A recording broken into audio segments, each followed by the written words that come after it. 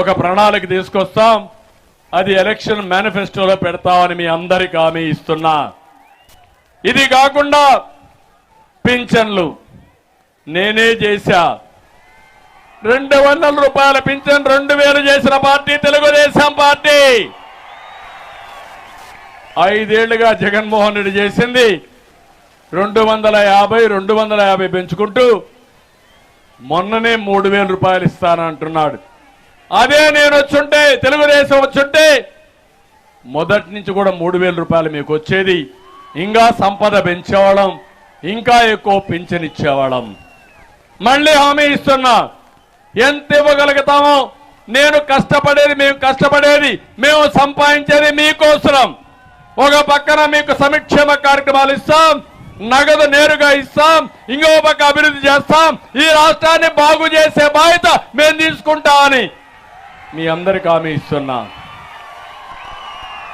పేదవాళ్ళు చూస్తే 2000 రూపాయలు పింఛనిచ్చి 3 పూట్ల అన్నా క్యాంటీన్లో 450 రూపాయలకే భోజనం పెట్టిన పార్టీ తెలుగుదేశం పార్టీ. ఇప్పుడు మళ్ళా నేను ఇచ్చే హామీ, మొదటి తారీఖున మీ ఇంటి దగ్గరనే పింఛన్లు ఇప్పించే బాధ్యత తీసుకుంటాం, ఇంకా పెంచుతాం. ఇదే కాదు, ఎవరైనా ముసలి వాళ్ళు కానీ వితంతువులు కానీ బయట పోతే ఆ నెలకే కాకుండా 3 నెలల వరకు ఎప్పుడొచ్చినా తిరిగి వాళ్ళకి ఇంట్లో పింఛనిచ్చే విధంగా ఏర్పాటు చేస్తాం.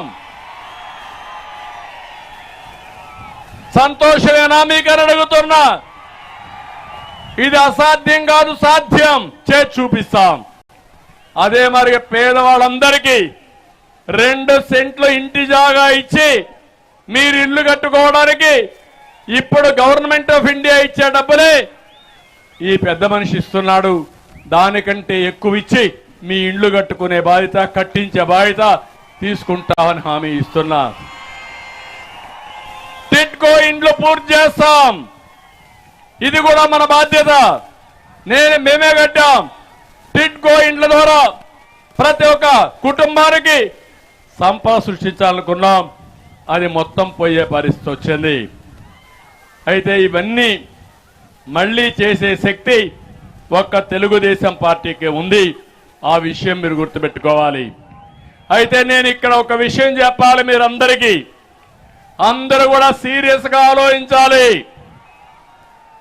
ఈరోజు పులివెందల పంచాయతీ రాష్ట్రం మొత్తం వచ్చే పరిస్థితికి వచ్చింది.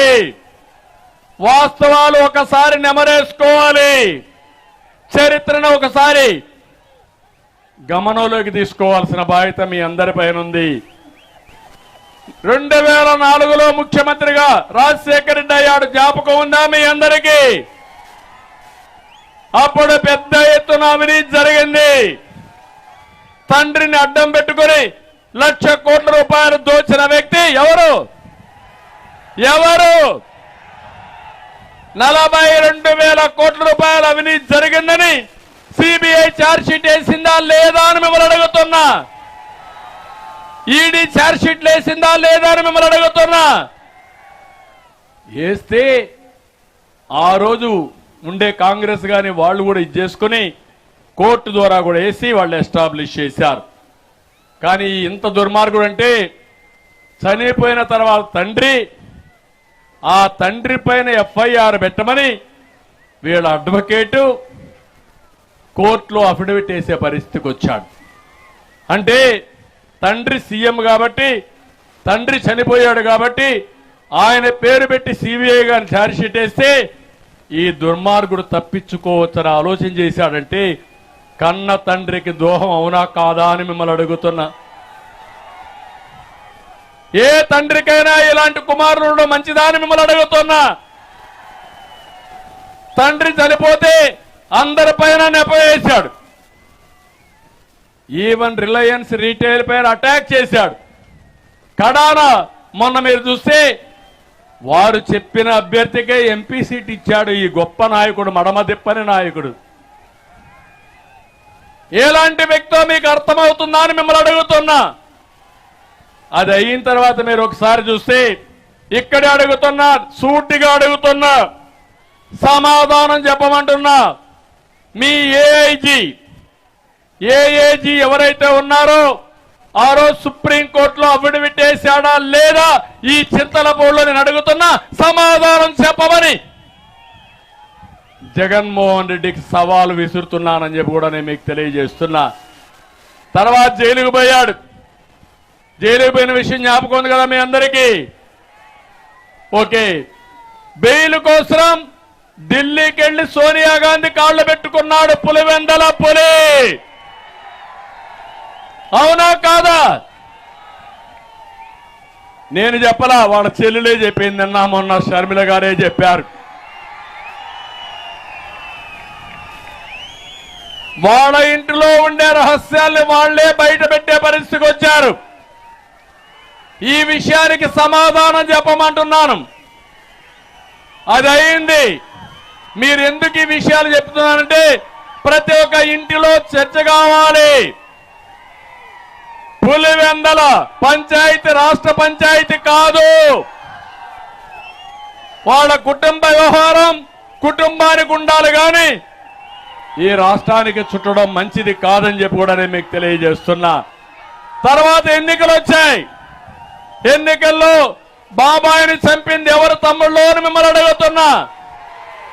నాటకాలు గుర్తున్నాయని మిమ్మల్ని అడుగుతున్నా.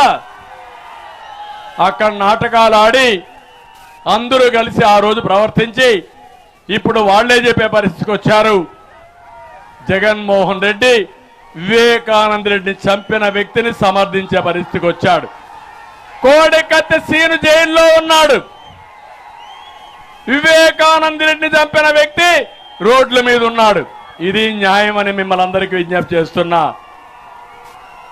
అంటే ఇక్కడికి అయింది. ఈరోజు ఒక్క విషయం మీరు గుర్తుపెట్టుకోవాలి. మీరందరూ తమ్ముళ్ళు కొంచెం ఓపి పట్టండి. 2 నిమిషాలు ఓపి పట్టాలి. 5 నిమిషాలు ఓపి పట్టాలి. మీలో ఉత్సాహం, ఎమోషన్ చాలా బాగా ఉంది. మిమ్మల్ని చూస్తే నాకేమాత్రం అనుమానం లేదు. జగన్మోహన్ రెడ్డి చిత్తుగా ఓడిస్తారు. వైఎస్ఆర్ కాంగ్రెస్ పార్టీని చిత్తగా కొడతారు. సిద్ధమా అని మిమ్మల్ని అడుగుతున్నా. కానీ మీకు కూడా ఎన్నికల్లో